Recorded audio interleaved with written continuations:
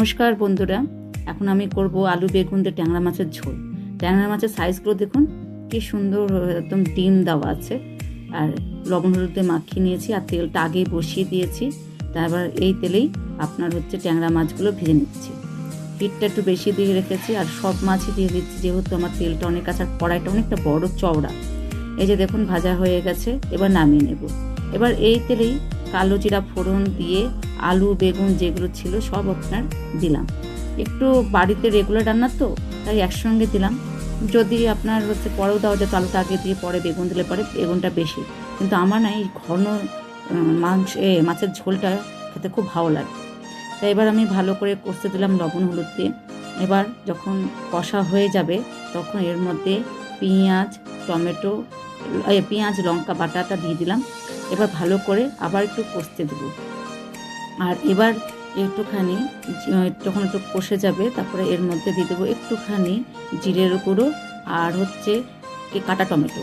আপনার টমেটো বেটেও দেওয়া যায়, কিন্তু আজকে ইচ্ছা হলো যে টমেটোটা এরকমভাবে দিই। আপনার অনেক সময় দেবেন মুখে এরকম টমেটো খেতে ভালোই লাগে তরকারির মধ্যে। এইবার সব থেকে ধৈর্যের পালা। এবার ধীরে ধীরে ধীরে ধীরে কষতে দিতে হবে। আমি আগেও বলেছি, এখনও বলি, আমার রান্না কিন্তু ভীষণ ধীরে ধীরে হয়। আর মশলা খুব ভালো করে ভাজা না হলে আমি জল দিই না। তা আমি দেখুন আস্তে আস্তে কীভাবে কালারটা চেঞ্জ হচ্ছে। আর এইভাবে আমি এখন আস্তে আস্তে কষতে শুরু করবো। বেগুনটা বেশ গলে গেছে বলে আপনার এই মাছের ঝোলটা কিন্তু বেশ ঘন ঘন হবে, আর খেতেও কিন্তু বেশ টেস্টি লাগে। কিন্তু এই আপনার মাখো মাখো ঝোল ট্যাংরা মাছের আলু বেগুন দিয়ে ঝোলটা এইভাবে দেখুন আস্তে আস্তে কালারটা কীভাবে চেঞ্জ হচ্ছে। এখনও কিন্তু আমি জল দিচ্ছি না, আরও কষবো।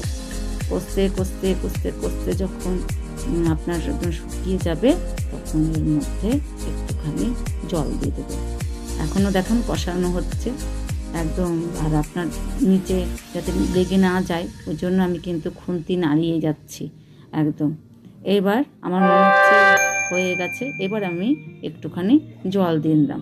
জল দিয়ে এবার ফুটতে দেবো। ঝোলটা যখন একটু গরম হয়ে যাবে তখন এর মধ্যে সমস্ত ট্যাংরা মাছ যেগুলো ভেজে রেখেছিলাম সেইগুলো দিয়ে দিলাম।